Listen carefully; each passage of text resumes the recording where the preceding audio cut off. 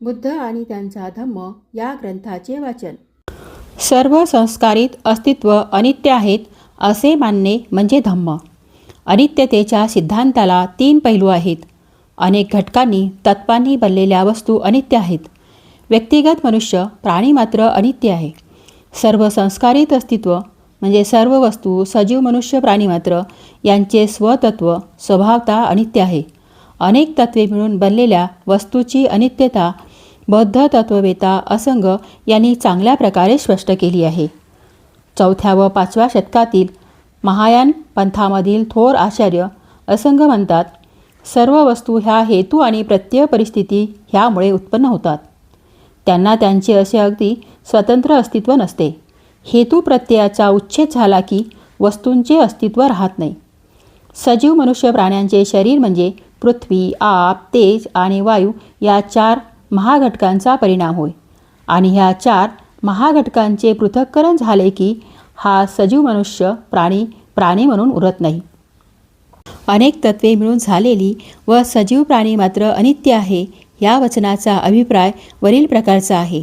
सजीव मनुष्य प्राण्यांच्या अनित्यतेचे वर्णन हे पूर्वी अस्तित्वात आहे असे गृहीत धरलेल्या सजीव प्राणीमात्राच्या घडण्याची परिवर्तनाची प्रक्रिया म्हणजे इस्लोडपस सुरू आहे असे आहे.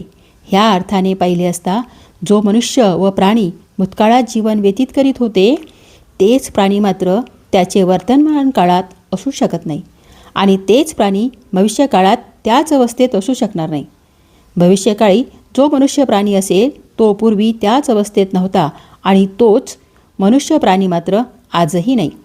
वर्तमान काळी जो प्राणी आहे तोच मनुष्य प्राणी पूर्वी नव्हता आणि पुढेही तोच मनुष्य प्राणी असणार नाही.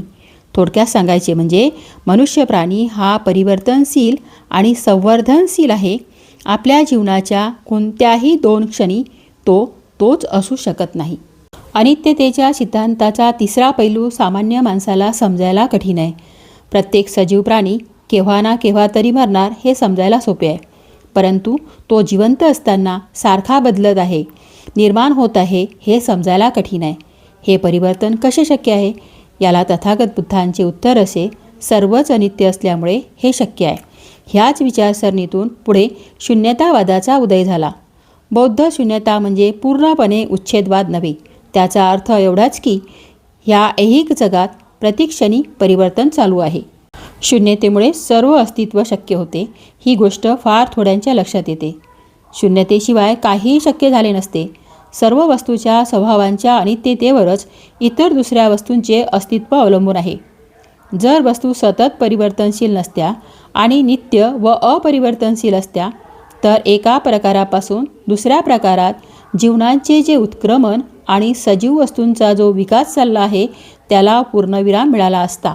जर मनुष्य प्राणी मरणाधीन अथवा परिवर्तनशील नसता आणि एका स्थितीत तसाच राहिला असता तर काय परिणाम झाला असता? असे झाले असते तर मानवजातीची प्रगती खुंटली असती. शून्य म्हणजे अभाव असे मानले असते तर मोठीच अनावस्था उद्भवली असती. परंतु तसे मानलेले नाही. शून्य हा एक बिंदू समान आशय असून त्याला अर्थ आहे परंतु लांबी नाही व रुंदीही नाही.